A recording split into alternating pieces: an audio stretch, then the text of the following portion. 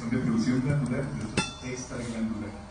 El énfasis nuestro va a ser sobre la producción glandular, la que tiene que ver con los ejes de funcionamiento, ¿sí? Los ejes hipotálamo, hipófisis, ovario, el eje hipotálamo, hipófisis, suprarrenal, hipófisis, placenta.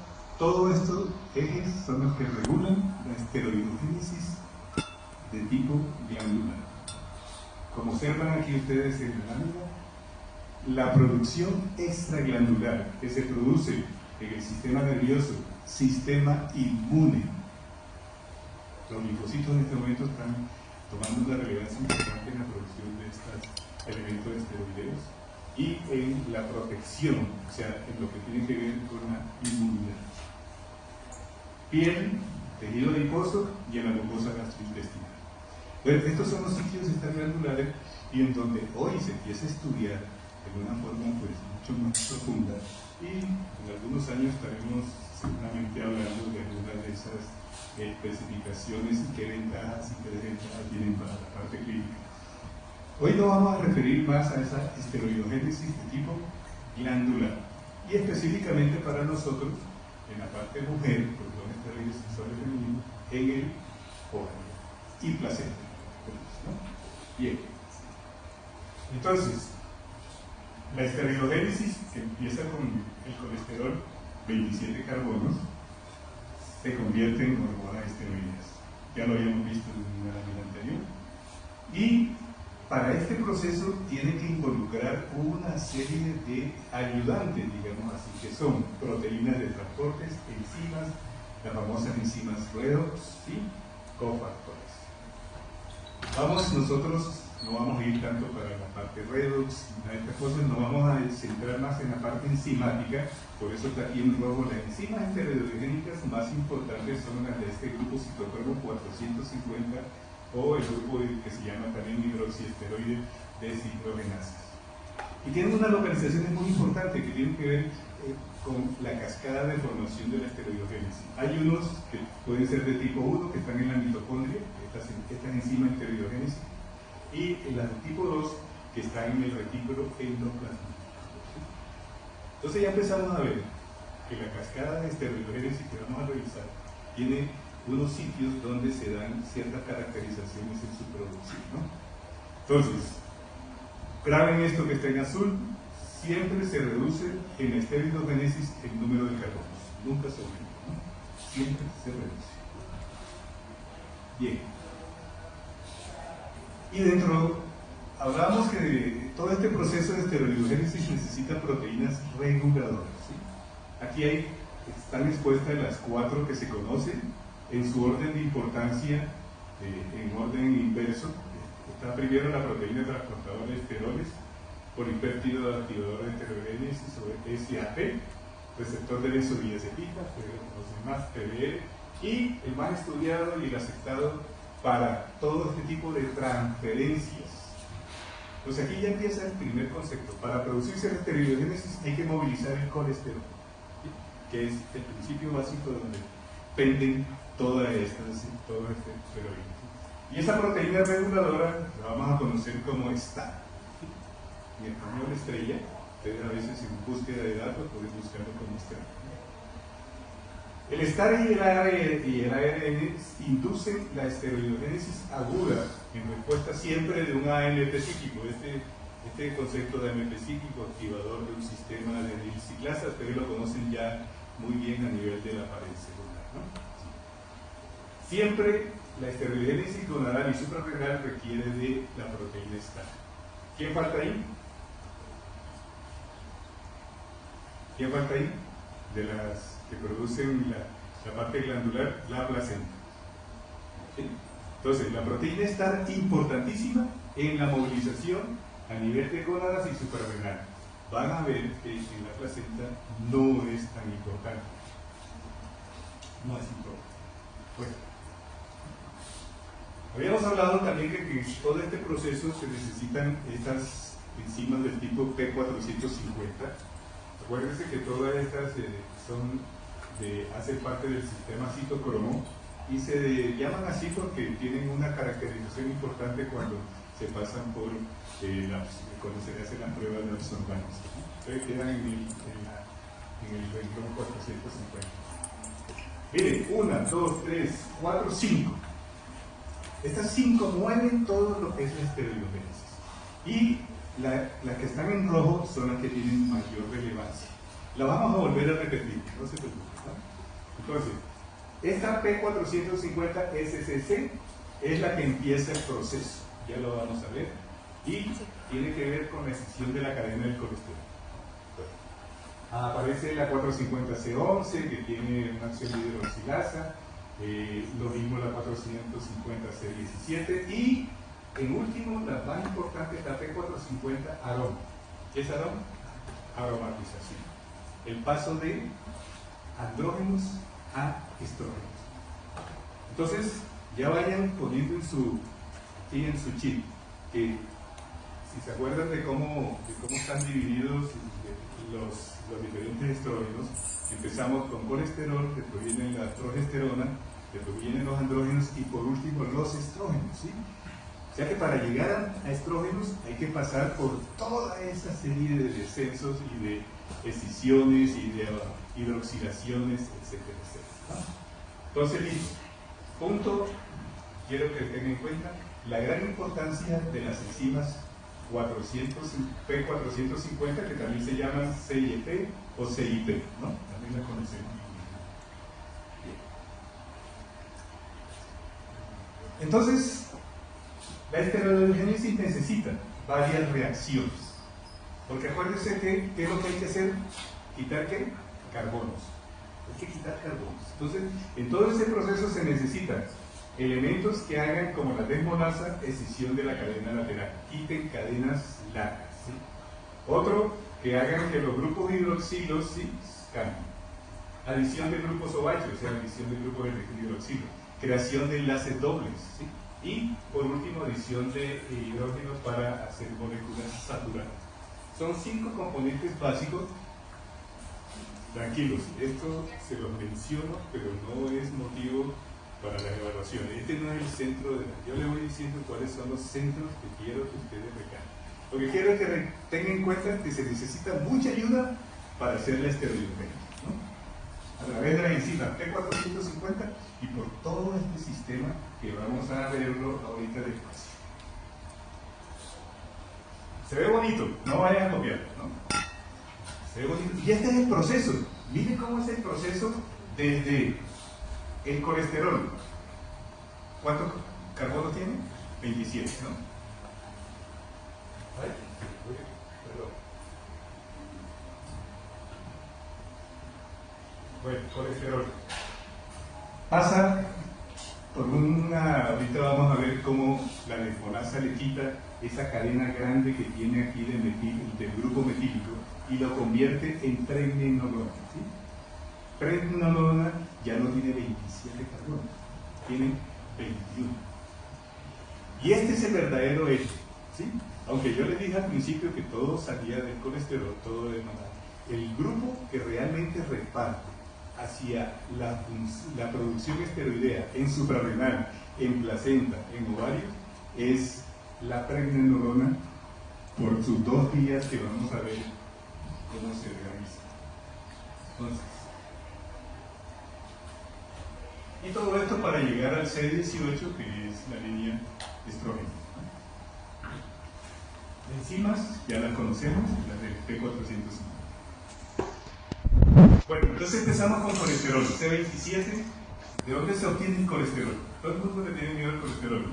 Ustedes van a la clínica y dicen, y miren lo bonito que es el colesterol, ¿para qué sirve? ¿Y el colesterol dónde se encuentra? En las membranas celulares. Hace parte importante. Y aquí, el colesterol para el proceso de la producción de los esteroides sexuales se obtiene de la sangre y algunos tejidos, o sea, tiene que coger LDL de la sangre o la produce en su sitio de origen, ¿no? Entonces tiene que tener o una producción endocrina o la obtiene de la sangre. La placenta no tiene la capacidad de producir colesterol. ¿Sí? ¿Se van bien? La mayoría de las glándulas que producen las hormonas tiroideas son capaces de producir su colesterol de nuevo, ¿sí? En cambio la placenta no. ¿Qué quiere decir eso? Que tienen que importarlo todo, ¿no? La ruta de la seda o la ruta del tronco. Listo. Importante, el colesterol es altamente regulada, ¿sí? Y se localiza en la membrana. Y de ahí un mecanismo de transporte activo de vesículas y proteínas entre estas membranas. O sea que el colesterol se vuelve un elemento importante en toda esta función. Y aquí tenemos cómo obtenemos el colesterol. ¿Sí? Una, ¿de dónde? Ya lo dijimos. De sangre. De la sangre, ¿sí? Moléculas LDL. Otra, lo produce de nuevo. Ellos mismos lo producen. ¿Quién no lo produce? La placenta. O hay un mecanismo que tiene que ver con la esterificación del colesterol, la acetiltransferasa, que almacena las gotas lipídicas para que en un momento que se necesite se active esta recuperación del lípido. Entonces hay tres fuentes, ¿no?, de colesterol para el proceso. Vamos a ver ahorita entonces qué tan rápido necesitamos que se produzca a qué velocidad se necesita que se produzca esta esteroidogénesis, ¿sí? Entonces, la esteroidogénesis la podemos dividir en uno de corto y otro de largo plazo, ¿sí?, según las necesidades bioclínicas de la mujer. Entonces, en las gónadas y en las glándulas suprarrenales la regulación es aguda. ¿Qué significa eso? Que es ya, ¿sí? Y hablamos de la crónica, aquellas que en tiempo necesitan un mayor plazo, ¿no? Entonces, en el cerebro y la placenta, crónica, y en la piel, es decir, el sistema extraglandular es de tipo de crónica, ¿no? Estos dos tipos de control, ¿sí?, que en el caso de la aguda es así en minutos, implica la movilización siempre del colesterol a la mitocondria. La mitocondria es el eje importante, por lo cual vamos a necesitar una proteína que meta ese colesterol en la mitocondria. ¿Cuál sería? ¿Ya la vimos? Estrella. Perfecto. Entonces, el efecto agudo siempre se maneja por el sistema, un sistema que ustedes ya conocen, el adenosín monofosfato cíclico, que es el pKa, ¿sí? Y la respuesta crónica, mire aquí, ¿cuál es la diferencia de las dos? ¿Por qué una se demora más que la otra? Porque la una se activa, todo el sistema de fosforilación, se hace rápidamente por la proteína STAT. En cambio, la respuesta crónica necesita activación de factores de transcripción relacionados con actividad de genes, que es génica, ¿sí? Es una respuesta más moderada en tiempo. Y ustedes dirán, ¿y por qué? ¿Para qué se necesita esa diferencia? ¿Sí? ¿Qué da que sea rápido y otra lenta? ¿Qué creen ustedes? El tipo de producción, que sea constante. Entonces, vamos a ver ahorita, por ejemplo, para la placenta, ustedes saben que la placenta es un órgano, ¿no?, que es el que se encarga de mantener al feto que está creciendo, y necesita todo un proceso metabólico y unas concentraciones hormonales crecientes pero estables. En cambio, en el ciclo menstrual de una mujer se necesitan picos, ¿sí?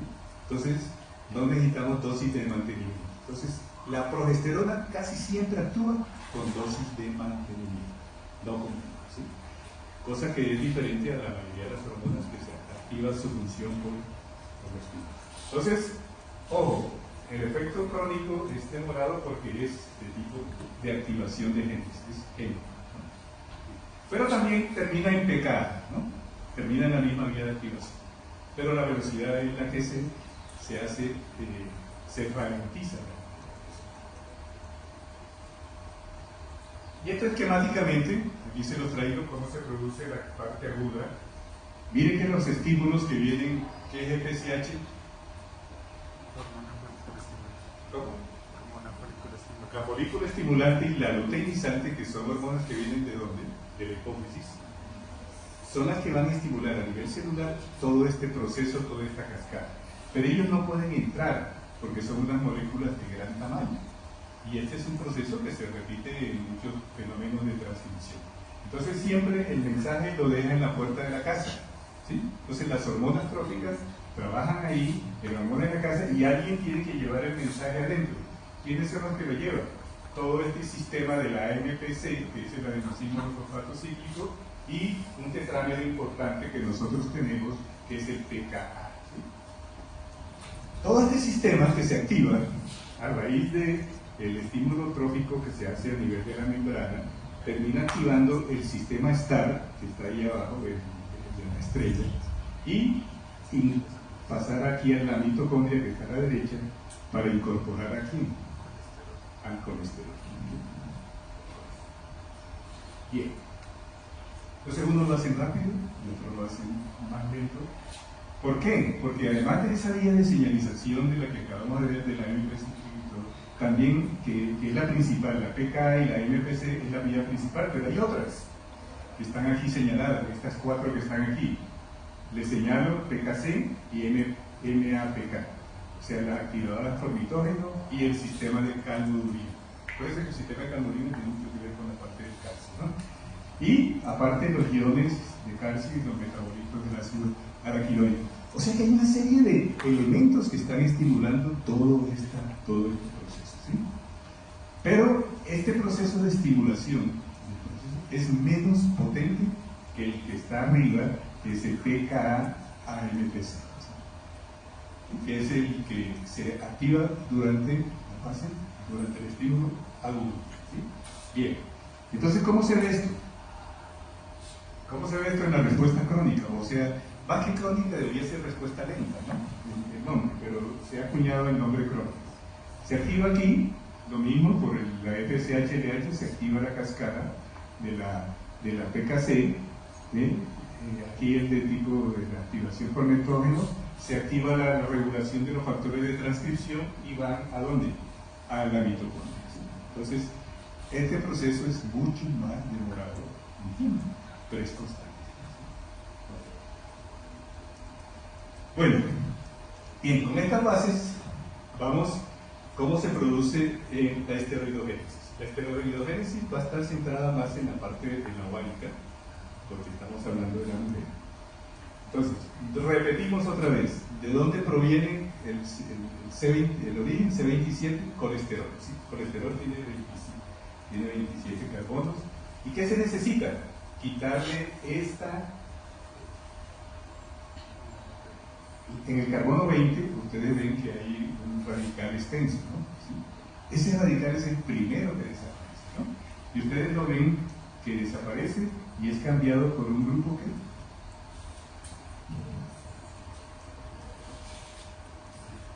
¿Cómo se llama eso? Hidroxilación. Entonces, este colesterol pasa de C27 a C21 y se llama prednisolona. Y de aquí sí empieza ya la división de los diferentes esteroides. En realidad, pues el colesterol es el origen básico de todo, pero aquí en la prednisolona es donde se hace la bifurcación de los esteroides según los receptores y según la glándula. Va a haber una línea que va a ir hasta a los mineralos, glucocorticoides, los andrógenos, en el caso del testículo, o a la progesterona o al estrógeno en el caso de los ovarios. Entonces, el primer paso es colesterol a prednisolona. Apréndanse esto que les está aquí. ¿Dónde se hace? En el interior de la mitocondria. Acuérdense que el primer paso del STAR, de la proteína STAR, es meter el colesterol ¿dónde? En las mitocondrias. De una forma rápida, pues de una forma lenta. Pero entonces ese primer paso se hace en intramitocondrial, ¿sí? Entonces este es el radical que se suspende para quedarse con solamente el centro. Y de la prednisolona, ya les había comentado, aparecen las dos vías, ¿sí? Las dos vías. Coge hacia la vía, en las suprarrenales la vía es diferente, en el ovario la vía es diferente, en el testículo es diferente. Entonces todo depende de esta parte. Ya formada la pregnenolona, ¿sí? Ya están las dos vías, y la primera, que denominado delta 5, es pregnenolona y se va hacia la DHEA, o sea, dihidroepiandrosterona. ¿Qué clase de línea es esa? Andrógena, ¿no? La segunda, que es la delta 4, se va a través de la progesterona, o sea, la pregnenolona pasa a progesterona y de ahí pasa a 17 alfa hidroxiprogesterona, vía progestacional. Entonces, este sí, por favor, lo tienen en cuenta, ¿no? Las dos vías de la pregnenolona. Entonces, una vía de tipo androgénica y una vía progestacional. ¿El testículo cuál tendrá? Andrógeno.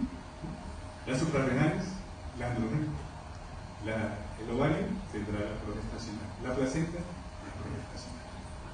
Bueno, listo. Entonces, ya está la pregnenolona, ¿sí? Pero la pregnenolona, ¿cuántos carbonos tiene? 21, ¿sí? Debe conservar 21 para seguir siendo progesterona. Entonces, el primer paso no quita, sencillamente lo que hace es oxida la pregnenolona y produce la progesterona. Y esa es la vía delta 4, vía progestacional. O, ¿qué pasa? Hidroxila. La pregnenolona se puede hidroxilar y dar a 17 hidroxipregnenolona, que es la vía delta 5 que da todos los andrógenos. Y la vía de tipo delta 4 es la que directamente produce la progesterona. Entonces a ustedes le van a preguntar, ¿cómo se produce la progesterona? ¿De dónde proviene la progesterona? Que es la primera hormona femenina que estamos viendo. ¿De dónde proviene? De la pregnenolona. Por un proceso de oxidación. ¿Perfecto? Vía delta 4. Aquí está la hidroxilación. Va hacia, entonces esta vía termina en la dihidroepiandrosterona sulfato. Y aquí se produce la oxidación. ¿Listo? Y esto lo hace placenta y el cuerpo lúteo. El cuerpo lúteo, ¿saben qué es? El elemento funcional que queda después de la ovulación.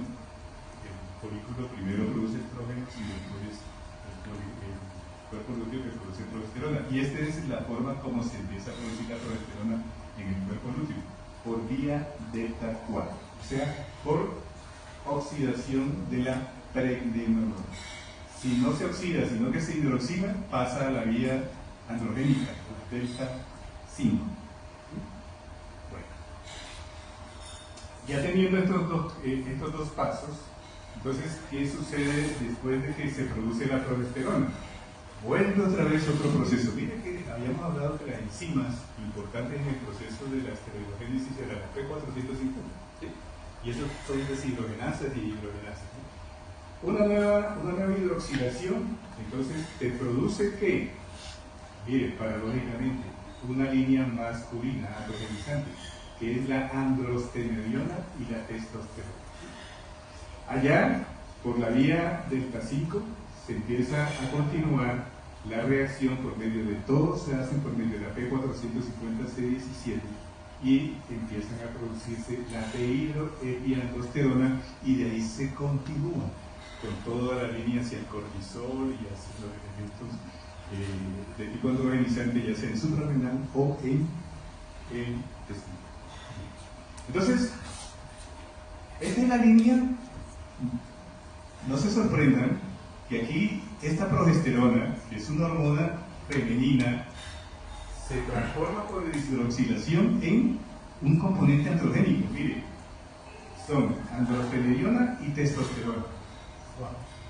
Entonces, la pregunta que a veces les hacemos de tipo cáscara a ustedes, ¿las mujeres producen andrógenos? Claro, miren, aquí están. ¿Tiene que producir andrógenos? Sí. Si no produce andrógenos, no produce estrógenos.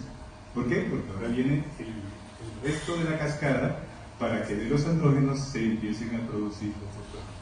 Entonces, este paso se realiza por hidroxilación de la progesterona y se produce la línea testosterona y la línea androstenediona. Ahorita que hagamos ovario, vamos a ver que eso se hace dentro del ovario. Y cuando la mujer no cumple el ciclo menstrual normal, y este elemento y el proceso de esteroidogénesis se queda en este proceso, la mujer que tiene entonces no produce estrógenos y empieza a producir signos de androgenización por su propia alteración y la producción de tipo ovárico.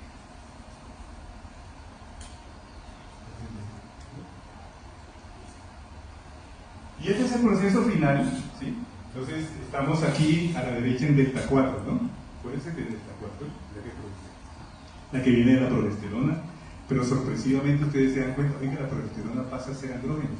Sí, señora, aquí está androstenediona y testosterona, pero aparece una enzima mágica, que es la P450 aromatasa.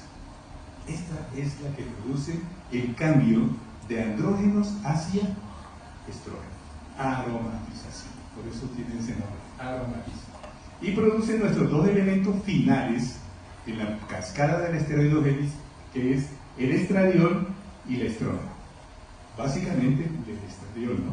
Lo que pasa es que la estrona se hace también ya por una línea de reconvención, ¿sí? Entonces, la producción de estradiol, miren que aparece directamente, ¿de dónde? De la testosterona o de la progesterona, por una aromatización. Entonces ese proceso es básico en el ciclo menstrual de la mujer para que la mujer termine produciendo los estrógenos adecuados, ¿sí? Bien. ¿Sí? ¿Alguna pregunta ahí hasta ahora? De la parte empedradita. ¿Y dónde se produce? ¿Cómo se producen las hormonas entonces en la mujer? Lógicamente todo viene del ciclo, del eje hipotálamo, hipófisis, ovario, el hipotálamo con la GnRH, ¿sí? Con la GnRH, después en la hipófisis las hormonas estimulantes del folículo y la luteinizante, todo esto por acción de la FSH, LH, termina produciéndose estrógeno y progesterona. ¿Activando qué? La cascada que acabamos de ver ahorita. Ya la vamos a revisar otra vez. Bueno, listo. Pero en el propio ovario, en la propia gónada de la mujer, a veces se tiene el error de que el ovario es el que produce, el estroma ovárico es el que produce las hormonas. Y no es así. ¿Quién produce el sistema de producción hormonal? Los folículos. ¿Con cuántos folículos nace una mujer?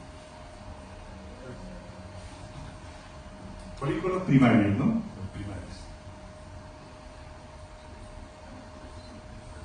Casi 500.000, 400.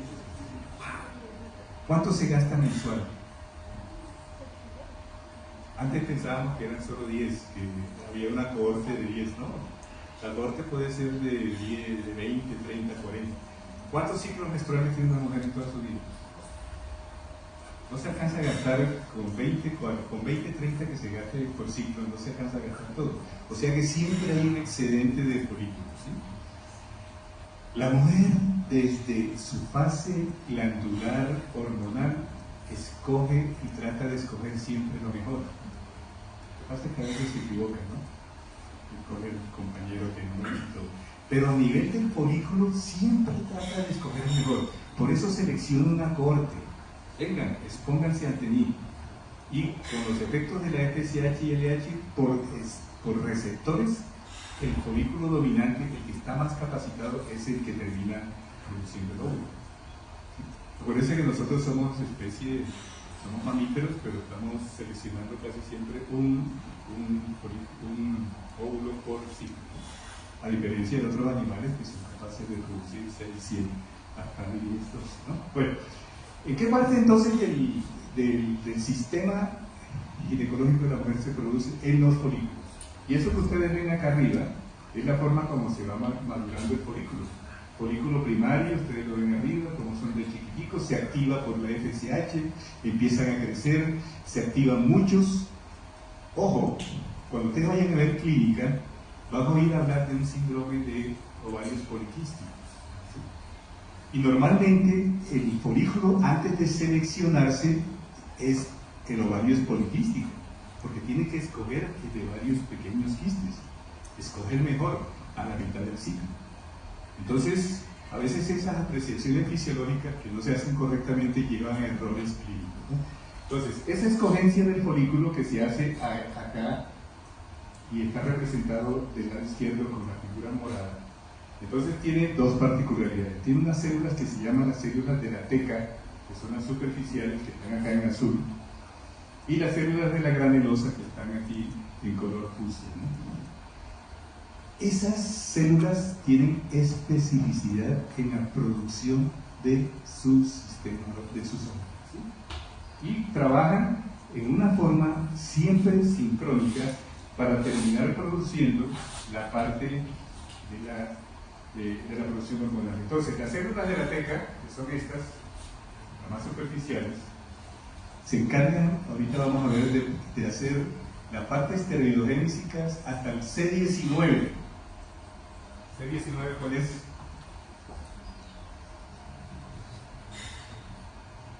De aquí para allá, C19 ¿cuáles son? Acabamos de verlo, los andrógenos. Pues, allá mecanizan, ¿sí? Los estrógenos que son C18, ¿sí?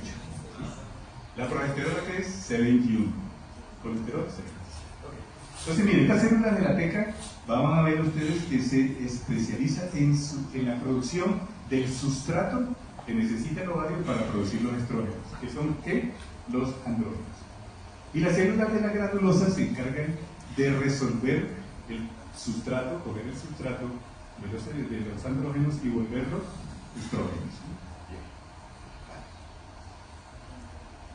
Y esa es la forma, aquí como está, esteroidogénesis ovario. Ustedes observan allá a la izquierda, ¿qué dice ahí? Células de la teca, ¿cierto? Y miren el proceso. Entra el estímulo, LH, coge la grasa, el LDL, hace el proceso de AMP cíclico, produce la pregnenolona, ¿sí? Produce la progesterona y hace el camino de andrógenos. Y ahí se queda. Pero ese sustrato de andrógenos que no es capaz de manejarlo, la que está aquí a la derecha, que es la célula de la granulosa, que nada más llega hasta progesterona porque no tiene el sistema la parte enzimática, necesita entonces que el andrógeno provenga de las células de la teca para producir ¿qué? Ahí dicen muy claro, aromatasa, la aromatización.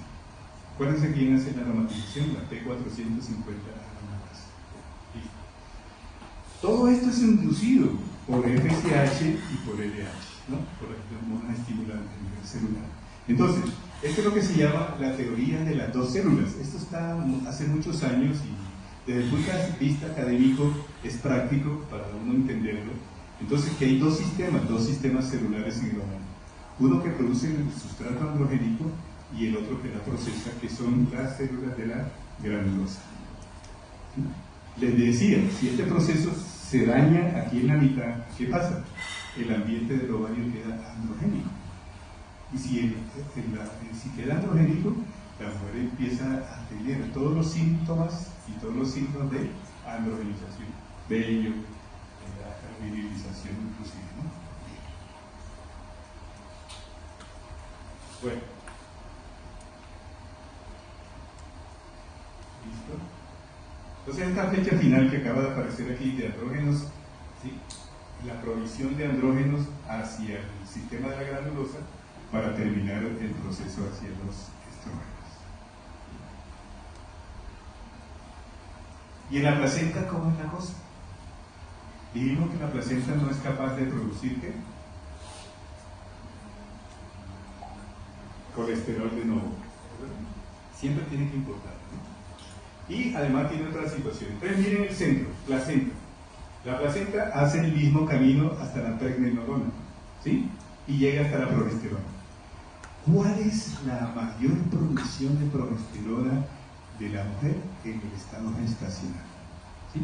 Y este es el objetivo de que esta producción sea constante.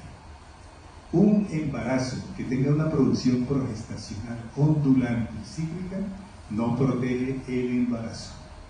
¿Sí? Porque una de las funciones de la progesterona es miren el nombre, pro es progestacional, es proteger el embarazo desde el punto de vista metabólico y desde el punto de vista ¿qué otro?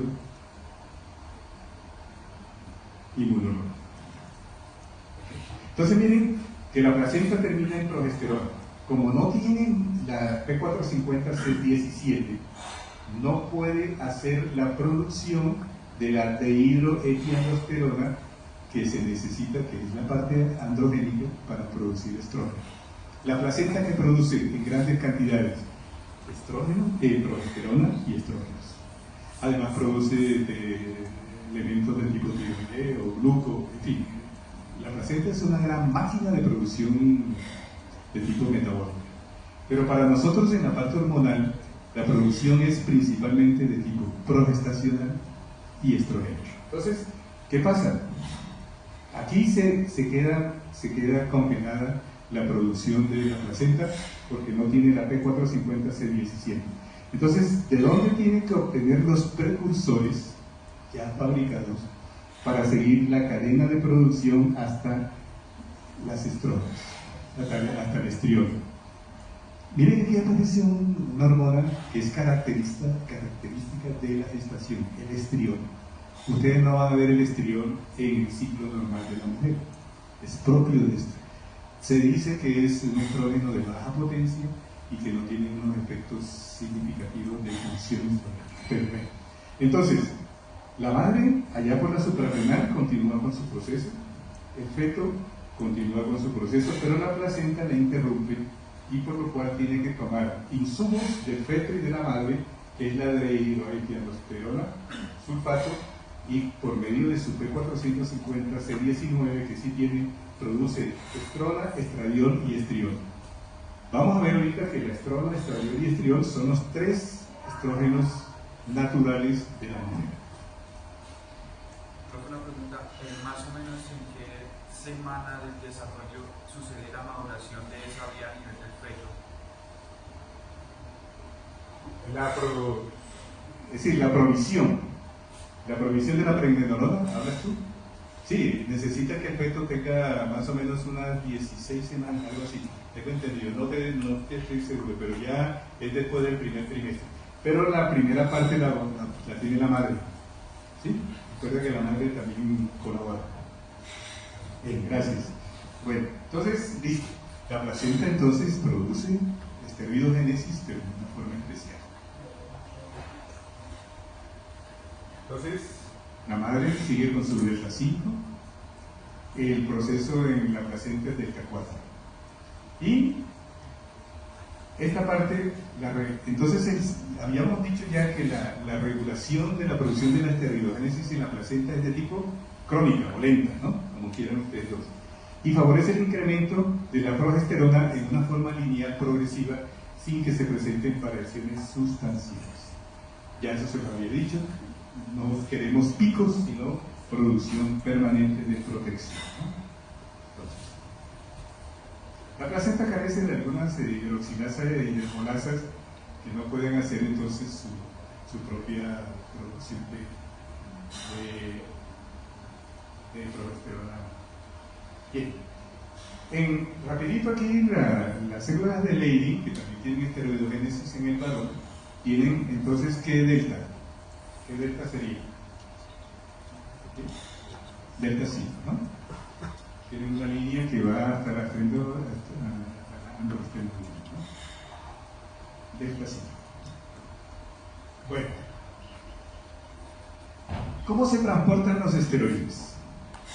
No todos los esteroides se comportan igual. Aquí les tengo estradiol y testosterona se unen a las proteínas transportadoras de hormonas sexuales, o como también se le llama, globulinas fijadoras de hormonas sexuales que se producen en el hígado. Un porcentaje pequeño queda libre, un 1%. Ustedes se acuerdan que la actividad clínica de los andrógenos sobre todo tiene que ver con las acciones libres, ¿no? ¿Sí? Bueno. Entonces, aquí viene un hecho importante clínico. Cuando una mujer tiene problemas de transporte, pueden quedar fracciones libres más activas. ¿Qué pasa si en vez del 1% de andrógenos quedan 3%? Hay mayor actividad androgénica en la mujer. Entonces, una forma de androgenización de la mujer no es que se produzcan andrógenos excesivos, sino que a veces falle el sistema de transporte. Para que se les quede a ustedes, cuando se llena el Transmilenio, puede haber problemas, le toca caminar y se producen los fenómenos de androgenización. Entonces, vamos a ver ahorita que en los tratamientos que tenemos para androgenización tenemos que tener en cuenta las proteínas transportadoras. La progesterona se hace un camino diferente, va por transportina, albúmina y el resto es libre y no tiene ningún problema en equilibrio, ¿no? Entonces, hay entidades clínicas que modifican estos transportes, ¿sí? Los famosos, entonces, la movilización de la Plaza Bolívar, etc. Entonces, hipertiroidismo, embarazo y estrógenos aumentan la concentración de las proteínas transportadoras. O sea que si una mujer tiene estrógenos, está produciendo un mejor transporte. ¿Cuáles son las mujeres que pierden la capacidad de producción estrogénica? Las señoras de edad.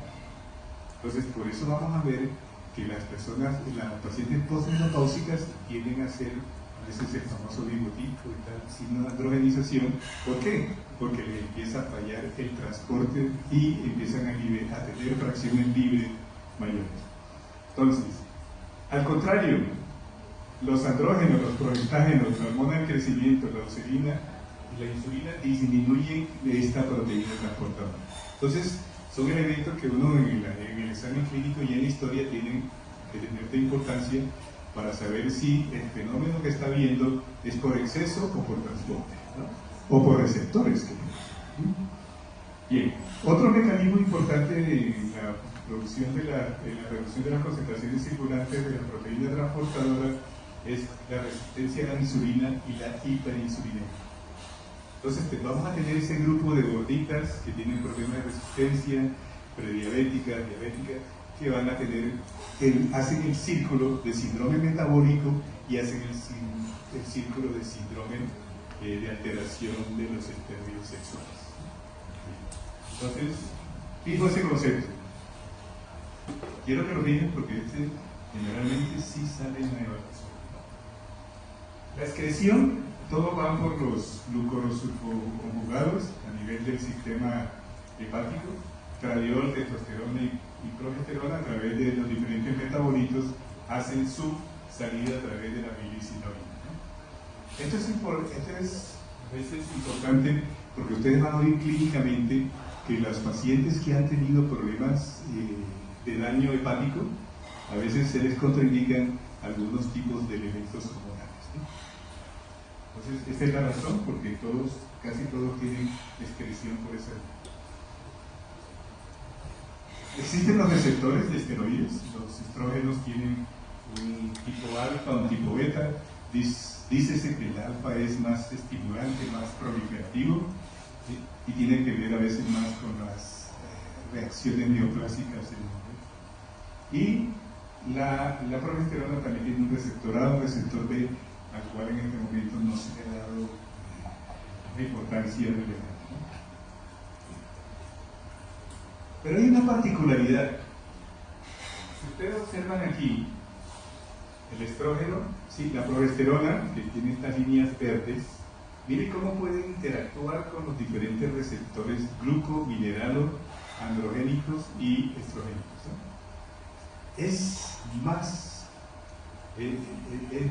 activa en esa interacción con receptores de otro tipo de esteroides, ¿sí? Ustedes ven que el estrógeno, por ejemplo, es mucho más lineal. El estrógeno va con su receptor de estrógeno y ocasionalmente con el receptor de progesterona. Pero la progesterona tiene a veces interacción y esto le da una importancia clínica farmacológica a las progestinas, porque hay unas que pueden tener más acción gluco, una más acción mineralo, unas acciones más de protección endometrial, una más de acción de tipo androgénico o antiandrogénico, ¿sí? Entonces, esa capacidad que tiene de activar receptores diferentes es propio de la progestina y de la progesterona. Aquí les estoy señalando que los estrógenos también tienen que ver con los receptores de progesterona. Bueno, la conversión de esteroides en los tejidos periféricos no siempre es una forma de activación. ¿A qué viene esto? Que los andrógenos que se convierten periféricamente en estrógeno a nivel del sistema adiposo. Acuérdense que vimos que hay un sistema extraglandular de producción de esteroides, y ahí está el sistema adiposo, está el sistema nervioso central, el gastrointestinal, etc. Entonces, esta acción de andrógenos libres, que se puede dar porque se produce mucho o porque no hay mucho transporte, puede activar producción estrogénica periférica. Y en pacientes gorditas, posmenopáusicas, tienen entonces mucha posibilidad de que se produzcan estrógenos y produzcan fenómenos estimulantes del endometrio con patologías endometriales, hasta llegar inclusive al cáncer de endometrio. Entonces, esto es importante tener en cuenta en las pacientes que generan sangrados posmenopáusicos. Y esto es un capítulo nuevo que está saliendo, que tiene que ver con el estado del arte en los esteroides sexuales y las enfermedades de tipo reumático, ¿sí? Y hasta ahora se están explorando esa capacidad que tienen estos esteroides. Acuérdense que los esteroides tipo corticoides tienen esa capacidad de ser antiinflamatorios. Parece que estas capacidades también las guardan los esteroides sexuales y son capaces de tener tanto acciones proinflamatorias como antiinflamatorias, activación de factores proinflamatorios y células T. ¿Qué quiere decir eso? Que son capaces de influir sobre la inmunidad celular en los organismos, ¿no? Entonces este es un capítulo muy interesante porque algunas entidades que reciben, por ejemplo, mujeres que reciben hormonas sexuales o anticonceptivos con enfermedades reumáticas autoinmunes pueden tener diferentes variaciones en el cuerpo. Y esto para que lo tengan en cuenta, nada más. Es decir, para que vean cómo la esteroidogénesis, que antes nada más se veía como la producción de hormonas esteroideas en el ovario, está llegando a entender cómo es capaz los esteroides sexuales, lo que está en rojo allá, en un aumento de la timopoiesis. Lógicamente, pues, esto, el timo generalmente en el adulto mayor no está muy desarrollado, pero es capaz de activar este sistema, ¿no? Y es capaz de activar la angiogénesis endometrial, tanto los estradioles, ¿sí? y en el embarazo. ¿Para qué? ¿Por qué es importante la angiogénesis en la mujer embarazada?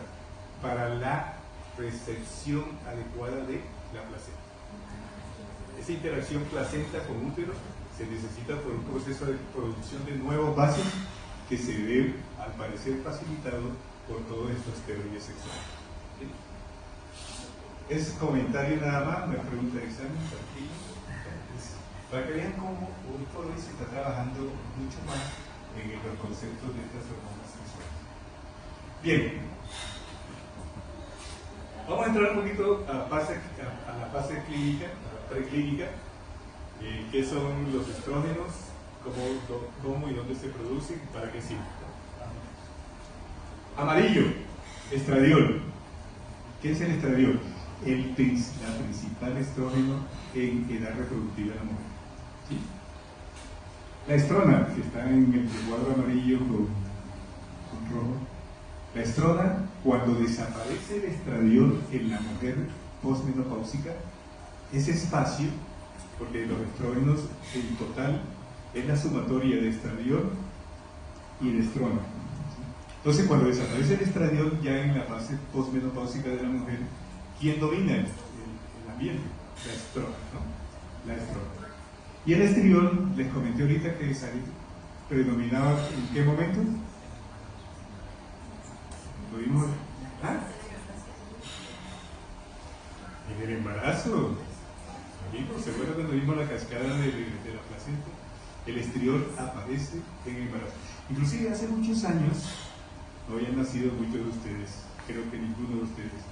Nosotros dosificamos estriol para ver bienestar fetal, porque como se producía solamente en grandes cantidades en la gestación, medíamos indirectamente la capacidad de tipo metabólica de la gente. Era algo indirecto, pero era lo que sabíamos en ese momento. Bien, este estradiol, entonces, ¿Qué otro tipo de estrógenos hay? Están los sintéticos debajo del estradiol, dice sintéticos. ¿Por qué lo tengo tapado ahí? Porque no se utiliza en este momento. Aquí está el famoso dietiletilestrol, no sé si ustedes lo han oído nombrar, que tuvo mucho que ver con los cánceres de células claras de riñón en mujeres que accidentalmente tomaron esta medicación, porque hace muchos años se usaban drogas esteroideas para los síntomas de pérdida de embarazo. ¿Sí? Entonces, lógicamente todo eso está proscrito. ¿Sí? Otro grupo entonces de estrógenos son los que fabricamos, son los que se fabrican basado en las moléculas originales. Entonces, el etinilestradiol, valerato de estradiol, enantato de estradiol, succinato, benzoato. Eso lo llamamos semisintéticos y proceden ¿de dónde? De una base que es el estradiol. Entonces, al estradiol se le agregan diferentes radicales y se modifican sus acciones para efectos de actividades clínicas. Y hay otros estrógenos que son de origen animal,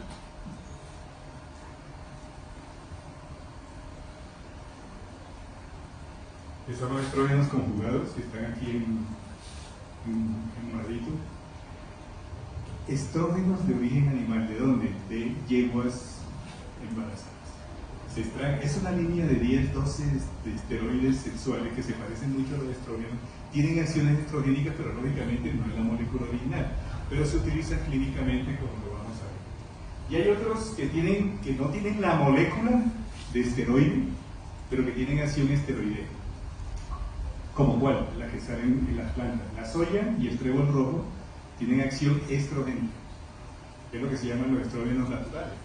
Entonces son obtenidos de las plantas, mucho menos potentes, porque parece que activan más en los receptores beta que los receptores alfa, pero ténganlos en cuenta porque estos son los que se llaman los fitoestrógenos, o sea, los derivados de las plantas. Y estos de los animales se llaman equinos porque son derivados de la yeguas. Y estos son los tres básicos, los tres estrógenos básicos, ya les dije. Estradiol predomina en qué fase reproductiva de la mujer, estrona posmenopáusico, estriol embarazo. No me olvide porque puede decir. Listo. El más potente, estradiol. Los estrógenos es la sumatoria entonces de los estrógenos que vienen del ovario, básicamente del ovario, y los que vienen de la periferia a través del tejido graso, músculo, o sea, es la sumatoria de estradiol y de estrógenos. ¿Por qué no estriol? Porque el estriol es raro en la fase de no gestante de la mujer. Si tuviéramos un embarazo, el estriol aparece.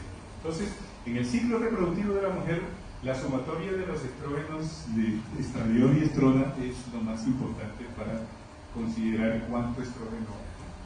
Esta es la cantidad que más o menos se produce de 100 a 300. ¿300 qué es? El pico que se hace preovulatorio. Bueno. ¿Qué hacen los estrógenos? Métanse esto en la cabeza. Básicamente los estrógenos son proliferativos. Son proliferativos de las mucosas. Van a verlo aquí. Fase proliferativa del ciclo menstrual. ¿Cuál es la fase proliferativa del ciclo menstrual antes de la ovulación? Del 1 al día 14. Esa es la fase que se prepara con una subida de estrógenos, hace un pico y después baja. Y después que se produce la ovulación, se produce la progesterona en grandes cantidades. Entonces, la fase proliferativa. Importante en el desarrollo de las características sexuales de la mujer en la pubertad, crecimiento del tejido mamario, la disposición especial de la grasa en algunos sitios, como nalgas, en el abdomen, etc. La redondez de las caderas, hasta de la parte anímica. También tenemos que tener en cuenta todas esas situaciones que se hacen con los tipos de estrógenos. ¿Qué más hace la? Entonces, fase proliferativa en el endometrio, en la vagina. es el encargado de mantener la vagina a plenitud con sus 18 capas que tiene. Cuando la mujer pierde los estrógenos, ¿qué le pasa? Disminuye las capas y produce lo que se llama atrofia genital. Y empieza una sintomatología específica de este grupo de mujeres con dispareunias, con síndromes disfuncionales a nivel de orina. Todo esto lo conocemos hoy como el síndrome genitourinario de la mujer mayor, por disminución y por atrofia del sistema de la vagina. Entonces, atrofia también del sistema canalicular del seno. Hace muchos años se pensaba que el estrógeno era el que producía el cáncer de seno. Entonces, era una controversia que hasta hoy todavía hay algunos sin suceso. Pero lo que se sabe es que el estrógeno, que es un modulador de esa patología que se encuentra de base, ¿no? Una patología de tipo biológico molecular que se activa lógicamente por este sistema, ¿no? Y a nivel del cuello, que es la que está aquí abajo, ¿qué se produce? En las glándulas endocervicales, la producción del moco. El moco cervical, que es pilante cuando la mujer está produciendo estrógeno, es el que favorece que los espermatozoides vayan más rápido a buscar su sitio de trabajo, ¿no? Listo. Efecto proliferativo. Eso lo vemos también vamos a ver en otras partes, ¿no? En piel, en la piel general de la mujer, el fenómeno de arrugas de la mujer en la posmenopausia tiene que ver mucho con este fenómeno de pérdida estrogénica. Tanto que se puso de moda, y hay muchas mujeres en muchas partes del mundo que utilizan estrógenos hasta edades altas y también a riesgo de producir enfermedades proliferativas en nuestros hijos. Bien, este es un evento pues muy importante, ¿no? ¿Qué hace un hueso? Oiga, es un protector de hueso. ¿Por qué? Porque el fenómeno, aunque produce pequeños incrementos de formación ósea, no es lo más importante. Lo más importante en hueso, ¿cuál es? Que no se reabsorbe el hueso. Entonces la acción del estrógeno es de tipo antirresorptivo, ¿sí? Sumado a un fenómeno que tiene que ver con el reflejo que se produce cuando la mujer camina y corre, que se llama ¿cómo? Los fenómenos piezoeléctricos son estimulantes ¿de qué? De la formación, de la activación de osteoclasto y todo. Okay. Entonces mire que en medicina no todo es, oiga, métale la hormona para que el hueso se proteja. No, lo primero que hay que hacer es el ejercicio y el fenómeno de activación piezoeléctrico, que tiene bien claro mi doctor, que es el que activa el fenómeno de proliferación a nivel hueso. El estrógeno lo que hace es disminuir la reabsorción. Otro fenómeno importante tiene que ver con la vasodilatación, ¿sí?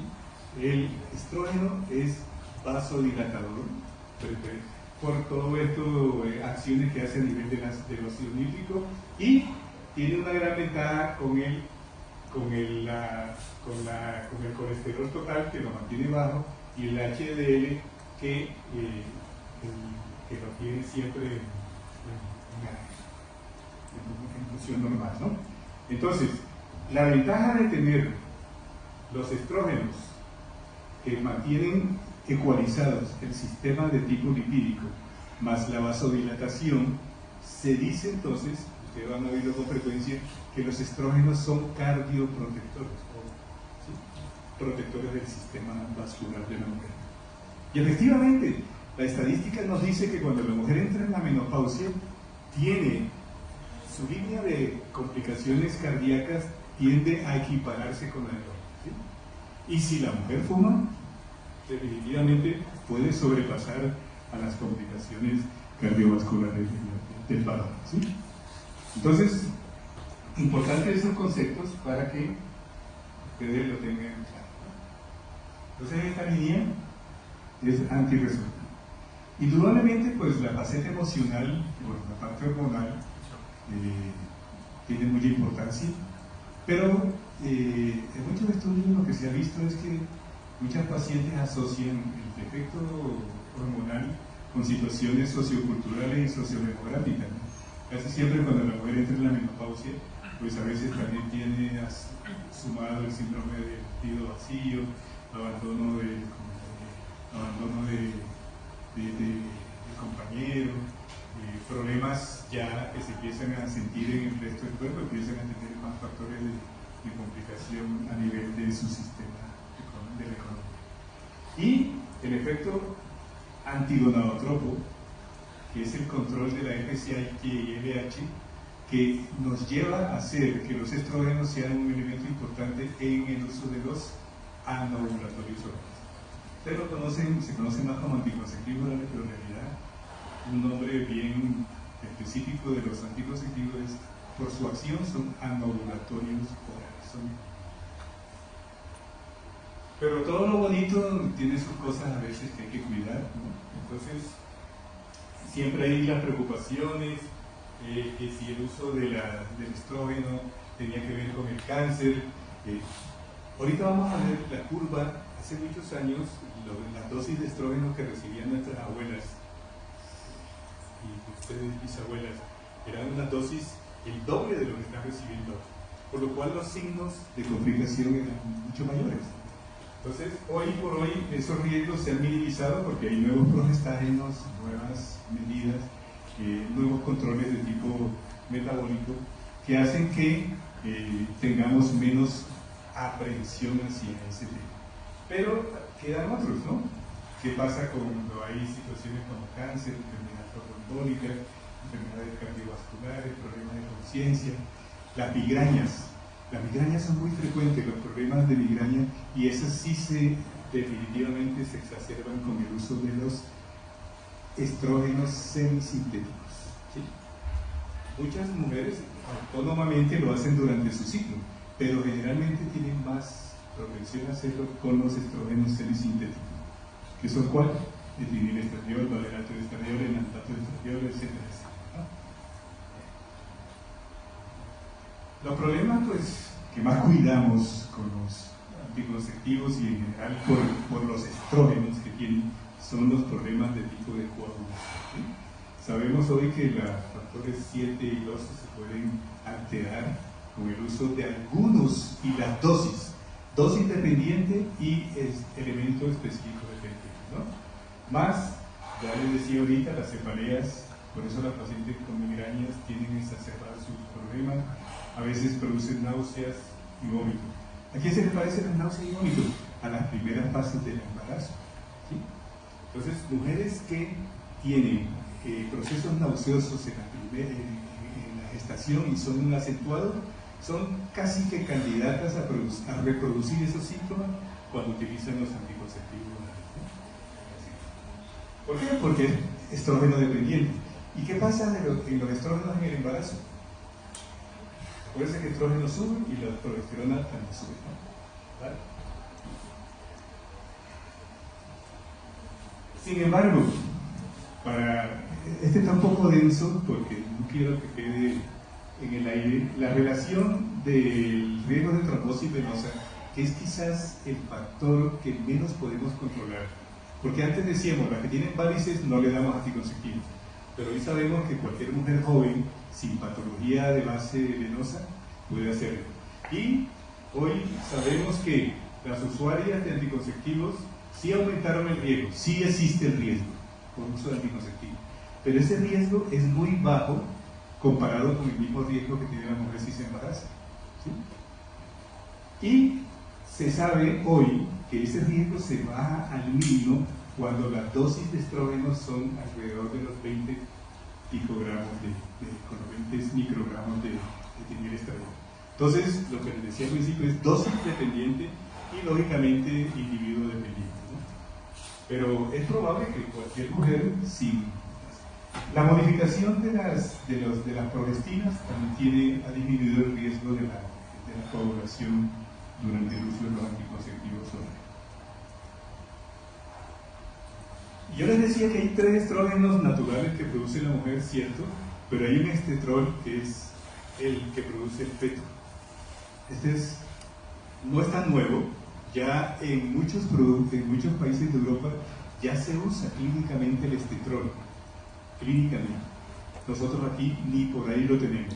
¿Por qué? ¿Por qué lo empezaron a usar? Porque hoy está catalogado por su afinidad por los receptores, ¿sí? Para hacer de buen uso, ya que, ¿qué tiene de bueno? Sí, tiene poca actividad por los receptores de corticoides y testosterona. ¿A qué la lleva eso? ¿Ustedes se acuerdan que yo les conté de que los estrógenos tenían acción sobre sus receptores y sobre progesterona? Pero la progesterona tiene acción sobre múltiples receptores. Entonces, esta sumatoria, si un esteroide, si el estrógeno no tiene acción sobre testosterona y corticoides, las acciones androgenizantes o glucocorticoides dependientes no se dan. Entonces, empieza a ser un perfil estrogénico más neutro. Esto se puede decir que va a ser el estrógeno del futuro, ¿sí? El estetrol. Lógicamente, como es nuevo, va a costar un dineral, no va a estar en post, y ustedes muy probablemente no lo vayan a ver. Bueno, yo creo que en la clase de gineco, cuando lleguen, ya lo vamos a ver allá, ¿no?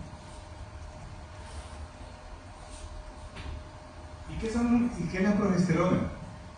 El segundo elemento, ¿se acuerdan? Un C21, ¿no? C21 de la progesterona, sale la línea C19 y C18. La progesterona se secreta en la mujer embarazada y en la segunda parte del ciclo por el cuerpo adulto, ¿no? Y la placenta la secreta a partir del cuarto mes de embarazo de una forma acelerada. Acuérdense que la progesterona es embarazo protectora, ¿no? ¿Cuál es el problema de las progestinas? Las progestinas, ¿qué son? Aquellos productos químicos que tienen a veces un parecido químico con la progesterona, pero generalmente tienen acciones parecidas a ella, ¿no? O sea, se semejan a la acción de la progesterona. Y miren cuántas hay. Entonces, este es uno de los problemas clínicos que tenemos nosotros de escoger con cuál combinamos nosotros los estrógenos, que son más poquitos, con cuáles progestinas, ¿sí? Y ese es el arte hoy que tenemos en endocrinología ginecológica, de saber escoger las combinaciones, que ahorita les voy a pasar algunos ejemplos de eso, ¿sí? Entonces, la progesterona tiene que limita la acción de los estrógenos, o sea que es un antiestrógeno a nivel endometrial. Si nosotros tenemos que el estrógeno es proliferativo, que produce hiperplasias a nivel del endometrio, ¿quién controla la hiperplasia? La progestina, ¿sí? ¿Quién controla la hiperplasia típica, que es un paso previo al cáncer de endometrio? Las progesteronas. Entonces, siempre que tengamos uso de estrógenos, grábenlo, no se les olvide, es pregunta inveterada hasta para pasar a ginecología. Siempre usamos progestinas cuando se usan estrógenos, con una excepción, cuando la mujer no tiene útero. Entonces, en mujeres histerectomizadas no necesitamos proteger el endometrio, entonces sí podemos usar el estrógeno, ¿sí? Entonces, esta reflexión de estos receptores de estrógeno es lo que hace que necesitamos usar siempre la progestina con estrógenos para la reposición hormonal, sobre todo en las mujeres postmenopáusicas, que son uno de los tratamientos que hacemos, ¿no? Los valores de cortisol y progesterona, ustedes van a ver que siempre son altos, a diferencia de los estrógenos. ¿Por qué? Porque sus complejos receptores tienen semividas más cortas y necesitan estar estimulándolos permanentemente. Y por eso se acuerda que les decía que los niveles de progesterona se necesita que sean constantes y altos para mantener esa información constante con sus receptores, ¿no? Bueno, ya vamos andando. No hay conversión periférica de progesterona a nivel de grasa. ¿Por qué le pongo eso? Porque sí lo hay con los estrógenos, ¿no? Acuérdense que la conversión a nivel de grasa es importantísima, sobre todo en las postmenopáusicas. La producción se mide a partir de ovarios y suprarrenales, lógicamente mucho más importante la de ovarios, ¿sí? Y la cantidad es poquita, menor de 1 miligramo en la primera fase del ciclo, y se sube hasta 20-30. ¿Cuánto sube? Bien, de 20 a 30 cuando inicia el adulto, ¿no? El destino metabólico, como ya les conté, es mucho más complejo y más... ¿Qué hace la progesterona? Incrementa la temperatura, por eso la mujer embarazada siempre está más calientica, ¿sí? Son depresoras hipnóticas, por eso se dice que la mujer embarazada está más tranquila, se adormece. está más relajada. Claro que hay otras hormonas también que incrementa las concentraciones basales de insulina. Aunque no alteran las pruebas de glucosa en una forma fehaciente, ¿sí? A largo plazo pueden producir tolerancia, reducir la tolerancia a la glucosa, ¿no? Entonces, con el uso crónico hay que tener mucho cuidado con la calidad de la progestina que utilicemos. Ya habíamos dicho que conserva por efecto inmunosupresor el embarazo, disminuye o atenúa las contracciones uterinas. Esto lógicamente es un uso obstétrico, ¿no? Entonces, esto explica las altas cantidades de progesterona en la mujer embarazada y la utilización, que ustedes van a ver cuando tengan obstetricia después, de la utilización de progesterona en amenazas de aborto, etcétera, etcétera. Pueden aumentar las concentraciones de LDL. ¿Sí? Acuérdense que los estrógenos eran bastante neutros al respecto y hay unos específicos como los 19 norprogestágenos que pueden hacer tener actividad androgénica. O sea que en este grupo pueden haber actividades andros y antiandrogénicas, ¿no? Disminuye la producción de pulso de NRH, o sea que tiene una acción antigonadotropa. Tiene también, ya hablamos del control de la proliferación endometrial, y en las glándulas endocervicales, grábense esto, tiene una acción contraria al estrógeno. El estrógeno que hacía, licuado, ¿no? Licuado para facilitar el paso. ¿Y este qué hace?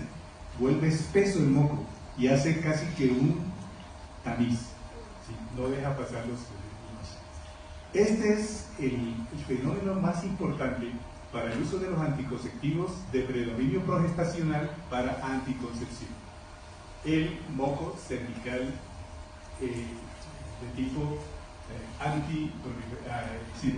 antiespermatozoide, digamos así, ¿no? Entonces, el engrosamiento del moco cervical.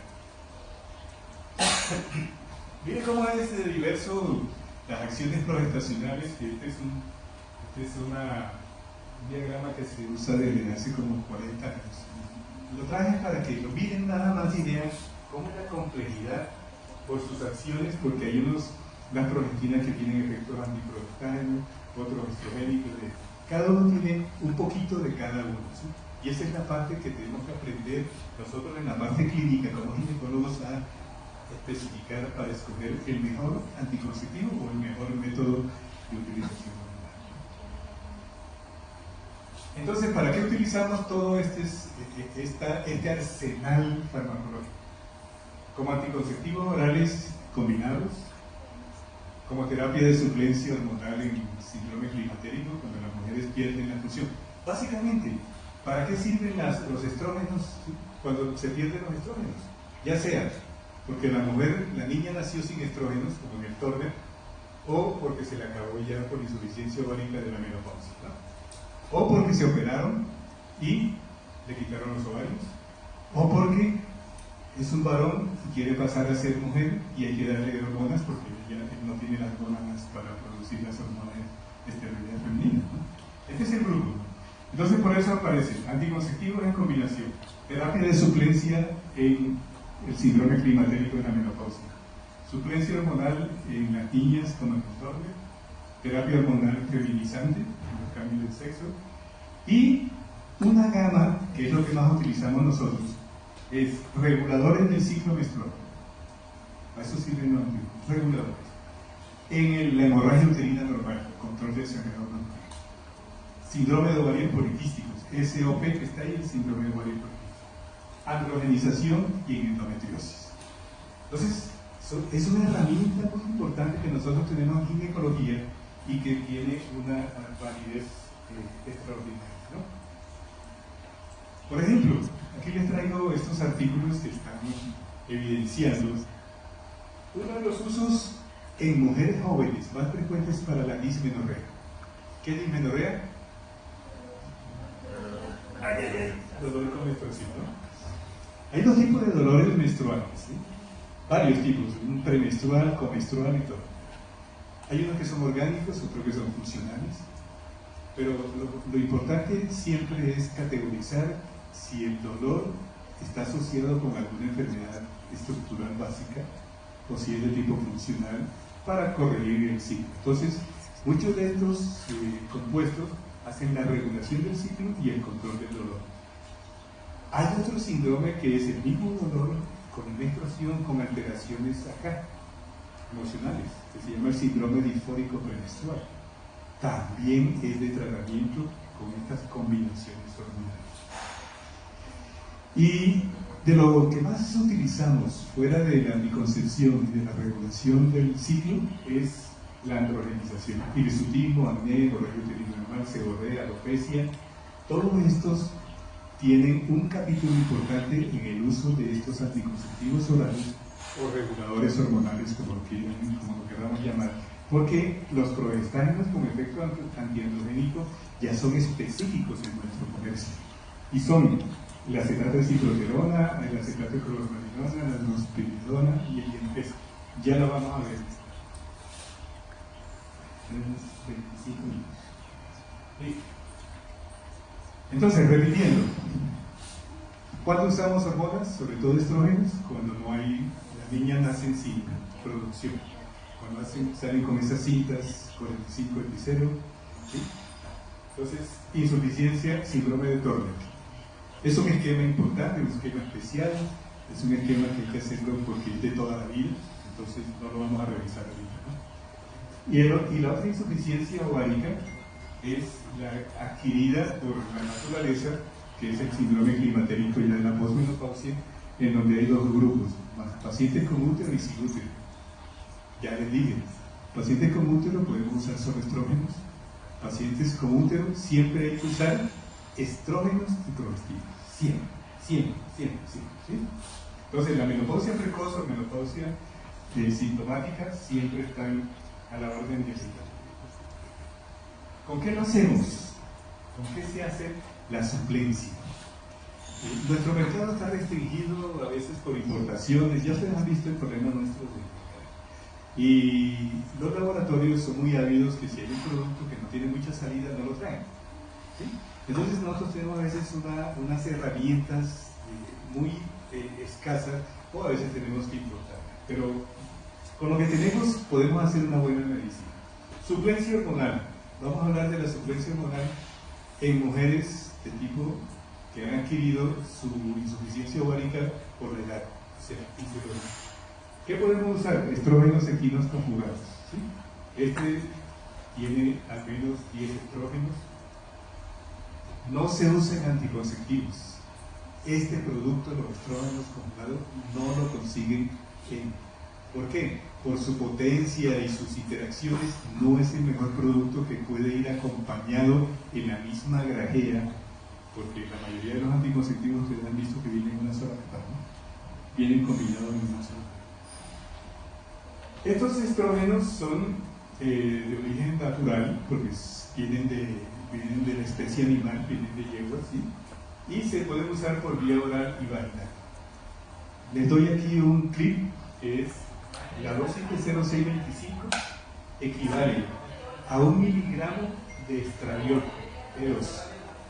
Y esta le llamamos dosis no proliferativa. ¿Qué significa eso? Que no hace que el endometrio prolifere. O sea que si se la damos a una señora que ya no tiene ciclo menstrual, ¿sí? Sus valores de estrógeno no le alcanza a producir menstruación. ¿Entendido? Nosotros no queremos que nuestras mujeres posmenopáusicas sangren, que menstruen, que sigan menstruando toda la vida, que mantengan los beneficios de los estrógenos, pero sin el perjuicio de estimulación endometrial excesiva. Por eso hablamos de unas dosis bajas que se llaman dosis no proliferativas. En los estrógenos conjugados es 0,625 y vamos a ver que en el estradiol es 1 miligramo, ¿no? Listo. Estrógenos conjugados. ¿Cómo vienen? Tabletas de 0,625, Estermax, es el nombre, yo les traje el nombre más común, Estermax. Vienen tabletas de 0,625, existieron, por eso está en amarillo, unas de 1,25, pero realmente como esto quedó ya en el sector posmenopáusico, retiraron las 1,25. Si queremos más dosis, le damos doble, ¿no? Entonces ya retiraron esto. Lo que más utilizamos de estos estrógenos conjugados es a nivel local. Crema vaginal. También la dosis viene 0,625 por gramo. Como es una dosis baja, no se debe absorber y no debe hacer efecto sistémico. ¿Para qué utilizamos estrógenos locales en una mujer? Para reepitelizar en la zona vaginal. Acuérdense que habíamos hablado con uno de los fenómenos que producían los estrógenos, era la proliferación celular a nivel de vagina, endometrio, piel, etc. Entonces, esta recuperación del epitelio vaginal, sobre todo en mujeres que tienen dispareunia, síndrome genitourinario, es utilizado con estas cremas. Observan ustedes aquí, ven ahí un aplicador. Por favor, no vayan a cometer el error que a veces no sabemos por qué sigue existiendo. Nosotros estamos acostumbrados a utilizar, médicos generales, ustedes lo saben, que las cremas que se utilizan antimicóticas o antibacterianas por vía vaginal es llenando el aplicador. Aplíquese, aplicador día, aplicador cada día, etc. Y se les olvida a nuestros médicos que esto viene dosificado por gramo. Cada gramo trae 0,625. Si usted le da 1, 2, 3, 4, 5, si usted le da el aplicador le da 5 gramos. 5 por 6 da casi 4 gramos, le cuadruplica la dosis y puede estrogenizar a la paciente y puede darle fenómenos de complicación. Grábense, este se utiliza por gramo. ¿Sí? ¿Bien? Y vienen estos nombres, Peveni, Estermax, y es de uso bastante frecuente en los países. Esto, por si acaso están trabajando ustedes en un pueblo, todavía se consiguen estas inyecciones de reposición hormonal que no tienen progestágenos. Ojo, siempre les hablo que no, cuando no tienen progestágenos. Y se llama Menodin Retardo. Es una dosis baja de estrógeno, pero la dosis baja, si usted la utiliza inadecuadamente, esto es para uso mensual, si usted la utiliza cada 8 días, pues da una dosis baja, ¿no? Entonces, el Menodin Retardo estuvo hace muchos años de moda para la corrección del síndrome climatérico de la mujer. Hoy ya pues hay otros elementos nuevos, no se utiliza, pero por hoy de vez en cuando se consigue. Otra forma de dar estrógenos es con estradiol, ¿sí? Entonces aquí les traigo ejemplo de cómo podemos dar el estradiol en tabletas, ¿sí? Con 2 miligramos. Ustedes se acuerdan que yo hice una equivalencia de estradiol 1 miligramo con 0,625 de estrógenos conjugados. 2 miligramos es una dosis proliferativa. O sea que si usted le da 2 miligramos de estradiol a una paciente, la puede hacer sangrar. Si le da 1, regularmente no sangra, ¿no? Pero si acumula, también puede sangrar con el químico. Le puede dar estradiol por parches, ¿sí? Y por estas tabletas que las consigue usted con nombres diferentes. Entonces, siempre que usen estradiol, lo mismo que cuando usen el estrógeno conjugado, miden la cantidad. En estrógeno conjugado no debe pasar de 0,625 en posmenopáusicas, y en mujeres en edad posmenopáusica no debe pasar de 1 miligramo del estradiol oral, ¿sí? El parche está diseñado para las pacientes posmenopáusicas y da una cantidad que es subproliferativa. Pero estos parches se los traje anecdóticamente porque ya no se consigue en nuestro comercio. En el mundo se consigue, pero aquí como no son costo efectivos, salieron malos para la nación. Hoy el único medio transdérmico que existe es este, el lenceto. El problema es que este lenceto, cuyos POF equivalen pues a una bomba que tiene menos de 40 picogramos por dosis, que es subproliferativa. Picogramos, este es picogramo, ¿no? Hace que evite el paso hepático. La vía transdérmica y la vía de tipo gel evita la vía transdérmica y se puede utilizar en aquellas pacientes que tienen antecedentes hepáticos y que pueden tener problemas metabólicos con los esteroides, ¿no? El sitio antes del Ginoder que está arriba, que ya desapareció, ¿por qué? Porque no daba la cantidad Lógicamente se puede aplicar en cualquier sitio, evitando los sitios que están cerca de la mama. Se prefiere el abdomen, se prefieren los glúteos, los sitios que tienen bastante tejido adiposo, ¿no?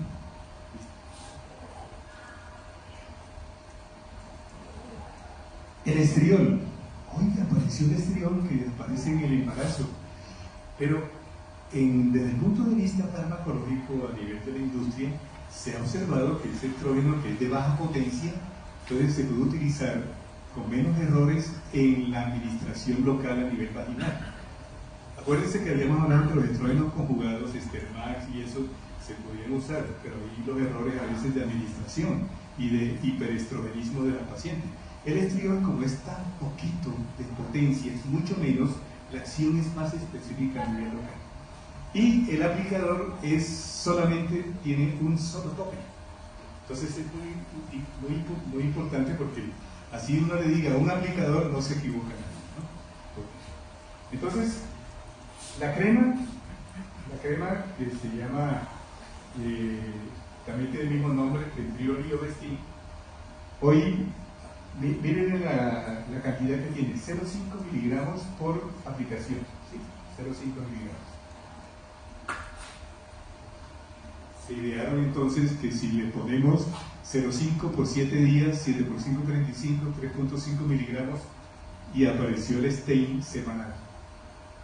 Podemos decir, aunque no aparece así en la farmacopea, que este es de tipo depósito, ¿sí? 3,5 miligramos para utilizar. Lógicamente uno utiliza estos elementos que tienen largo uso, ya pues en pacientes que no tienen actividad sexual, porque tienen que permanecer como un medio óptimo para su absorción. Lógicamente estas son las dosis sugeridas. Nosotros utilizamos según la clínica de la paciente. Nosotros podemos utilizar estos que son semanales cada 15 días, según el grado de atrofia que tenga el paciente, o según cómo vayan mejorando, o si queremos solamente hacer mantenimiento, hacer un uso mensual. Entonces, todo es criterio clínico dependiente. ¿Sí? Entonces, estriol aparece en el comercio. No está en el POS. ¿Por qué? Porque es costoso y es mucho más barato el estrógeno conjugado. Miren la historia de los anticonceptivos orales. ¿Sí? Empezamos en 1960. Dosis 150 microgramos. ¡Wow! Pobres de nuestras abuelas. Recibían 150. Claro que era mestranol, pero el mestranol se termina siendo etinilestradiol. ¿Sí? No 150, 120, pero oye, era una dosis bárbara. Y se acuerdan que yo estaba diciendo que muchos de los miedos que existían antes sobre los efectos colaterales eran dosis dependientes, y efectivamente. ¿Sí? Entonces, a través de la historia, se empezó a bajar, mire, en 1970 a 50, esa que ustedes ven arriba de neoginol es de 50 microgramos. ¿Sí? Alta, sigue siendo alta, porque ya es etinilestradiol. ¿Sí? Y nuestras mujeres volaban, cefaleas, náuseas, pero muchas se la tenían que tomar porque era lo de moda. En 1960, 1970 la moda era la píldora, ¿sí? Con gusto también y todas estas cosas. Bueno, y en la medida en que se fue mejorando la técnica, en los 80 se llegó a los 30, en el 90 a los 20, en el año 2000 se intentó los 15 microgramos. Y ustedes ven esta ficha que regresa. Nosotros regresamos del año 2000, en donde empezaron a aparecer productos con 15, nuevamente se recogieron a 20. ¿Por qué? Porque empezaron a tener los fenómenos de sangrado internacional, el Sputnik.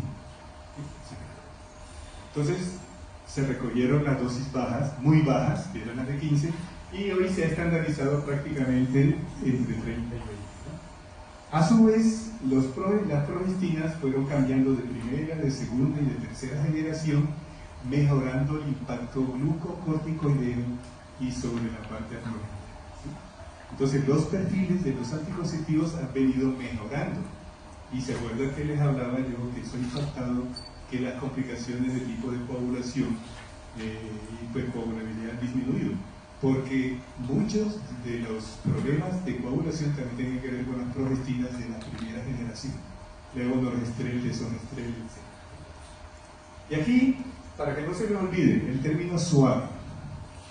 Este término suave se acuñó, lo acuñó aquí, pues, Valle, con en estos años de los 80, cuando bajó la dosis de 30 a 20.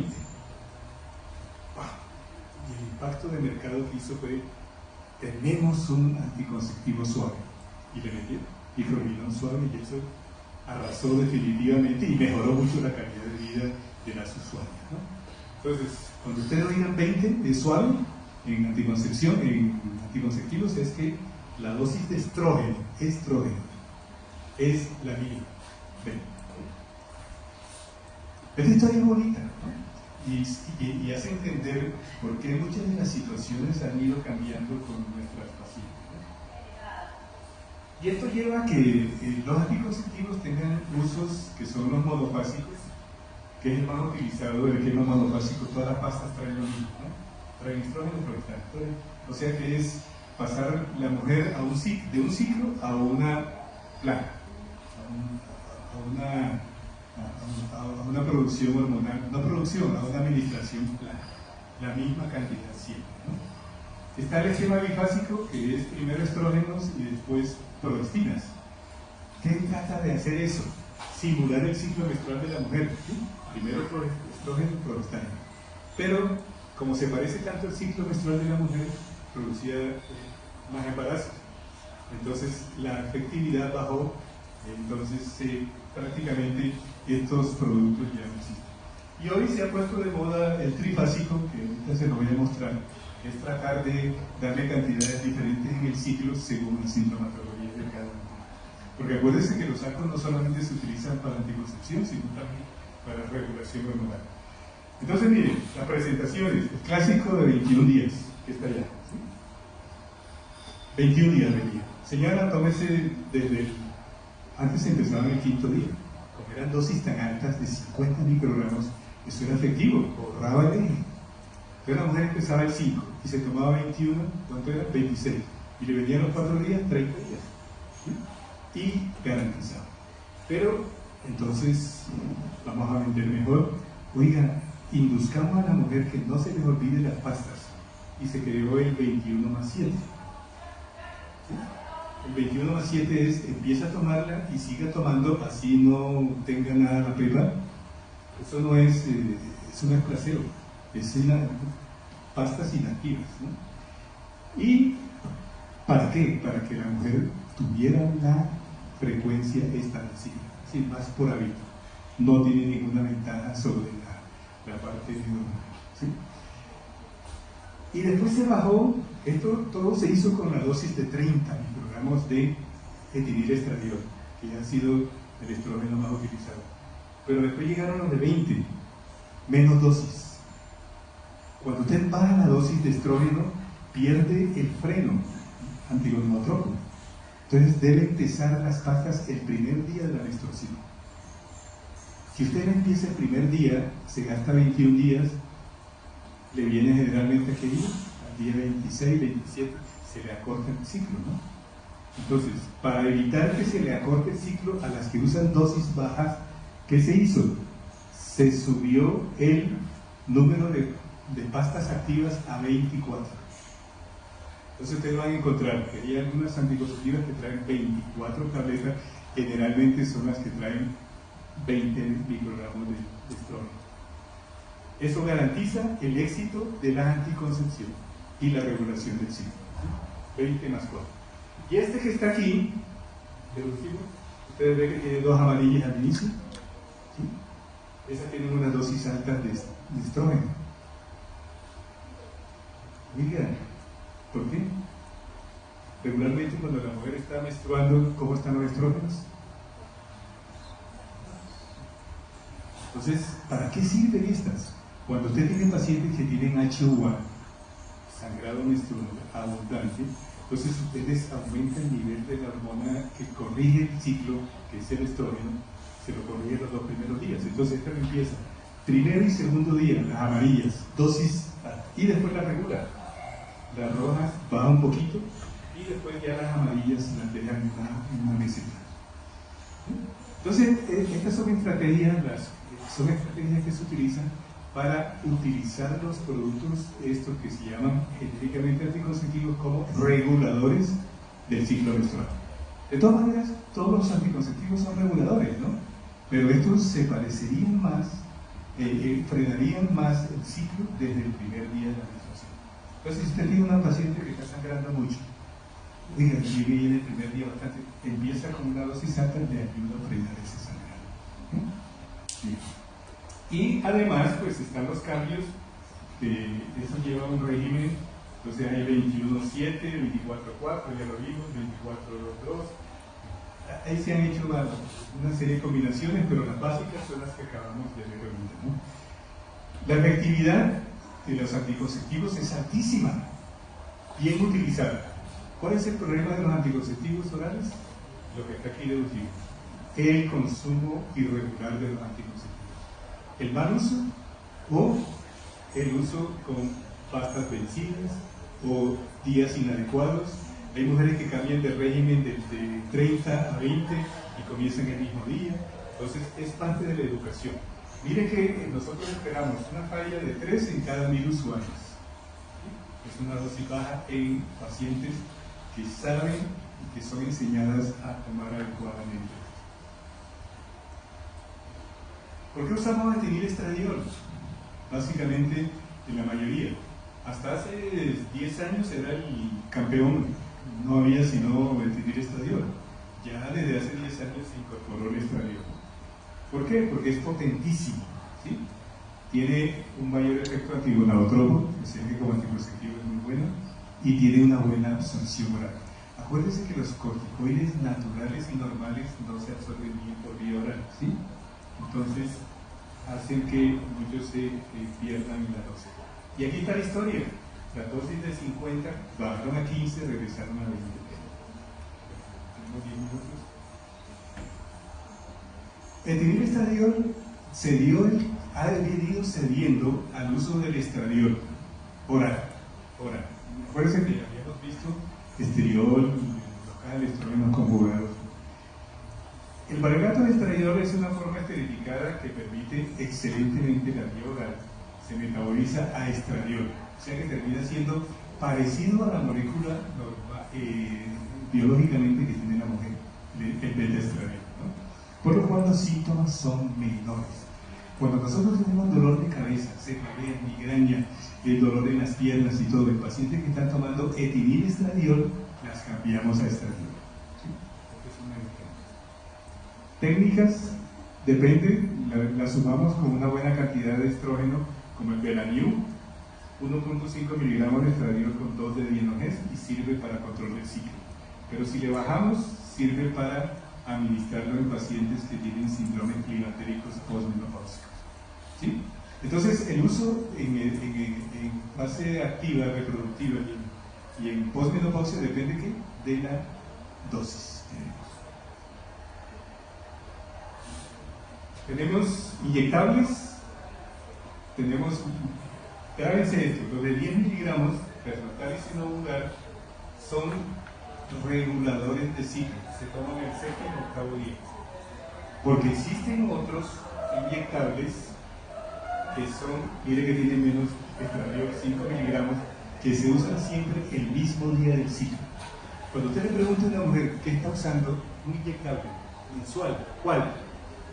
Hay dos posibilidades: que sea el regulador que se inicia el 7º y 8º día, o el que siempre se hace el primer día del ciclo, o el mismo día que se puso la primera.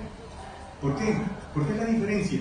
Porque estos que tienen menos dosis de estradiol hacen su efecto anticonceptivo por la progestina. Y acuérdense que la progestina hace el efecto anticonceptivo ¿dónde? En el cuello, en el moco cervical y en la modificación del endoveno por la acción progestacional. En últimas, casi todos los anticonceptivos son de predominio progestacional. ¿Y la que más se utiliza? ¿No? Progesterona. La progesterona, si usted la da natural, se pierde por la boca, por lo cual hay que micronizarla. Ustedes van a ver el obstetricia, que se utiliza para amenaza de aborto, para parto pretérmino, ¿sí? La modificación, micronización. Estas son las dos presentaciones, 200, 400. Sigue siendo mala la absorción por vía oral. Por eso ustedes van a ver que, que el uso de esto se hace por vía vaginal. ¿Sí? Óvulos vaginales. Como comentario le traigo este que se parece a la progesterona, que es la retroprogesterona. No lo tenemos en el comercio nosotros.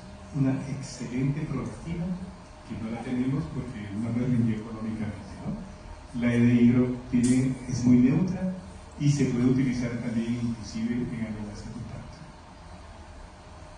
Esta es la reina de la planificación, el levonorgestrel. Así como el etiliestradiol ha sido el rey de la planificación como estrógeno, el levonorgestrel, mire, se usa en anticonceptivos, en anticoncepción de emergencia, en implantes subdérmicos, en endoceptivos, en solo y con estrógenos combinados como anticonceptivos. Entonces lo podemos combinar arriba como pastas, como anticonceptivo oral, estrógeno, progestano. ¿Cuál es el problema del levonorgestrel? Su acción androgenizante. Ojo, cuando ustedes tengan pacientes gorditas, velluditas y no le den levonorgestrel, sí, busquen otra opción. Desafortunadamente nosotros en los sitios donde planificamos, la gente pues no tiene la opción a veces de comprar otros productos, ¿no? Los implantes subdérmicos, casi todos son hoy levonorgestrel, ¿no?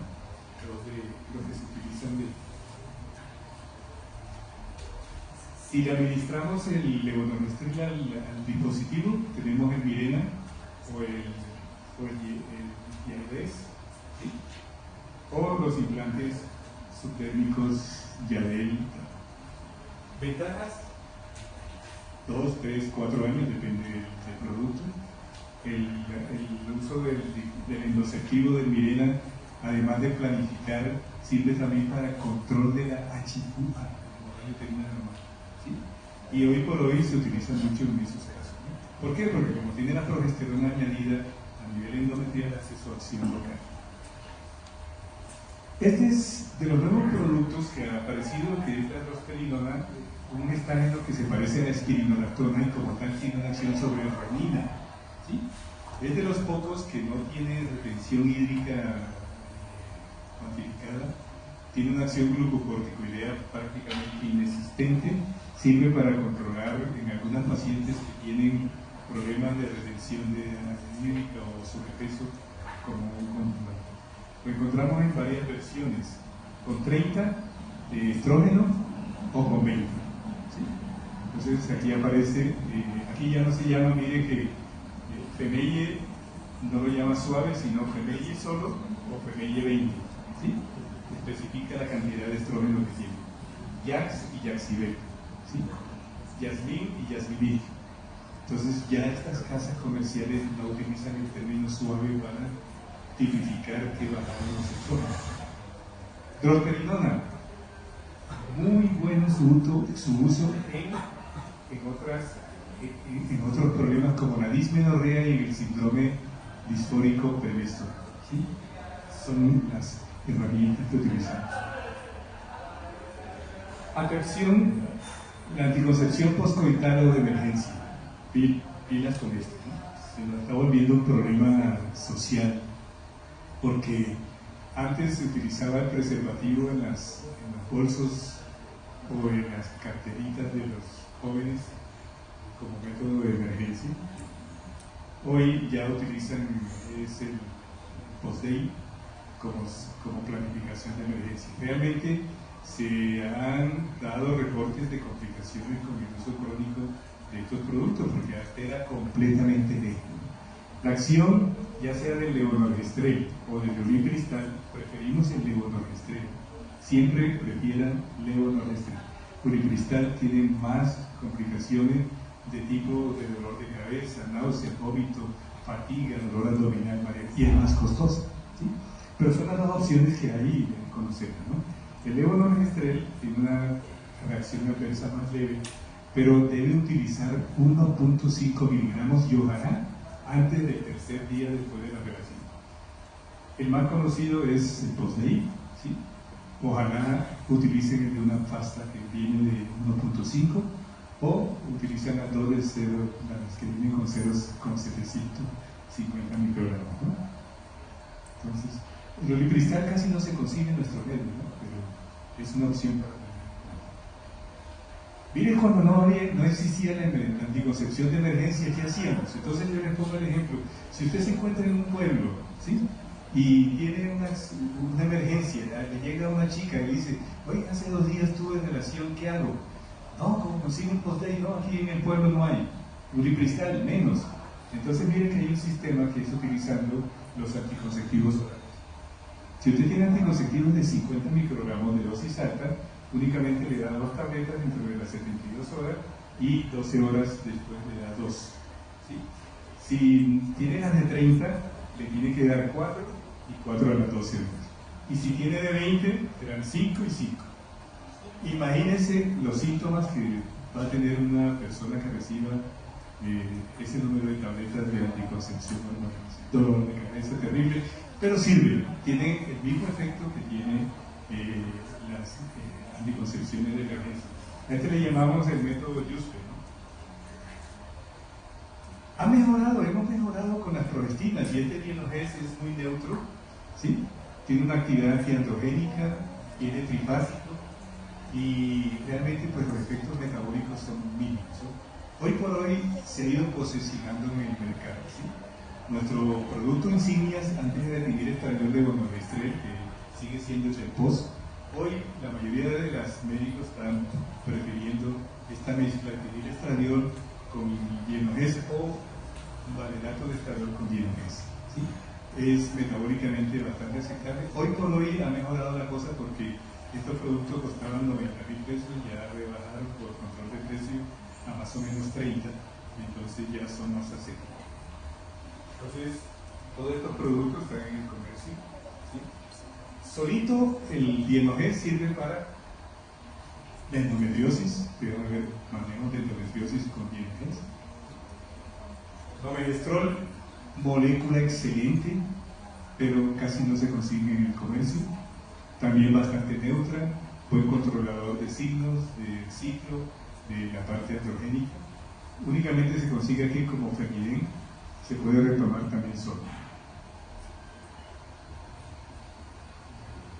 Lo van a conocer la acetato de hidroxiprogesterona, que es la trimestral. Prácticamente no hay servicio de salud aquí postparto que no utilice. Las pacientes salen o con una folla trimestral de acetato de hidroxiprogesterona como anticonceptivo o como un implante. Hoy hemos ido mejorando ya por la reposición de los implantes. Nuestras pacientes salen de los servicios obstétricos con implantes, si quieren planificar, o antes lo hacían aprovechando que este es un excelente anticonceptivo, ¿sí? ¿Qué ventaja tiene el Demotril, que también lo utilizamos en ginecología para control del endometrio cuando hay hiperplasia de endometriosis? ¿Por qué? Porque es un buen antiestrogeno.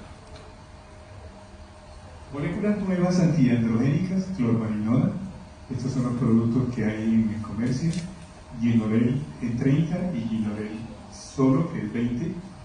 Y el microginón Face. Esto trae confusión, lo dije yo en el laboratorio, pero si usted tiene microginón, que es etinilestradiol con levonorgestrel, ahora le trae microginón Face con clormarinona, y eso va a traer confusión, y efectivamente muchos pacientes hacen formulaciones inadecuadas. Pero es un aspecto importante. Este, que fue el de hace muchos años el antiandrógeno por excelencia, ha ido perdiendo espacio porque tiene muchos efectos glucocorticoides, ¿sí? Tiene muchos efectos metabólicos y entonces algunos efectos androgenizantes, por lo cual, por unos efectos glucocorticoides y de peso, por lo cual hoy por hoy esto ha ido rescatándose con las otras moléculas, como Dienogés, como clormarinona y la misma drosperina. Hay formas fáciles de planificar, que es el anillo, el bubarrín, tiene asociación estrógeno-progestaeno. En nuestro medio no es muy solicitado. Todo lo que sea introducción en la parte vaginal lo vemos también en la planificación con el preservativo femenino, por ejemplo. Las mujeres en nuestro medio no son muy dadas a eso. Y estos planificadores con administradores de hormonas por vía vaginal son buenos, son reguladores, pero son, dicen nuestras pacientes, incómodos para ellos. ¿Sí? El parque es un poquito más utilizado, pero los costos iniciales lo llevaron a ser no el de inicio, y sobre todo la disminución del precio de los anticonceptivos orales ha roto todas estas barreras que se tenían antes con los precios. Bueno, para terminar, tengan en cuenta que así como existen la acción estrogénica y la acción progestacional, existen productos que tienen acciones antiestrogénica y antiprogestacional. Entonces, para que recuerden, todos estos productos se utilizan generalmente porque depende de sus mecanismos de acción como coadyuvantes en los manejos de patologías neoplásicas. Hoy por hoy en las patologías, en los tumores estrógeno dependientes, pues son piezas fundamentales como coadyuvantes. También se utilizan mucho para la osteoporosis. Por ejemplo, amoxicileno se utiliza mucho que es un regulador, un agonista antagonista estrogénico, se utiliza en el control del cáncer de seno, el raloxifeno en la osteoporosis, y este Simaquin, que es el citrato de clomifeno, como inductor de ovulación. Los antigestágenos también pues tienen sus acciones específicas. La nifepristona, que tiene actividad sobre los receptores progesterona y glucocorticoides, es un antagonista competitivo. Como compite con la acción progestacional, ¿qué hace? Daña la acción del sincitio trofoblasta, acción placentaria, por eso es abortiva. Entonces, de hecho, por eso estos productos se utilizan para el control del día después, ¿no? Entonces, si quieren un librito de guía, se encuentra en el internet, pero está disponible la octava y la novena edición está disponible, y ahí encuentran algunas cositas de estas que hemos charlado hoy, ¿no? Entonces, mis chicos, gracias por atender. Los espero en ginecología. Creo que cuando lleguen todavía estoy allá. Y vamos a tener una experiencia bonita. Que tengan un bonito día.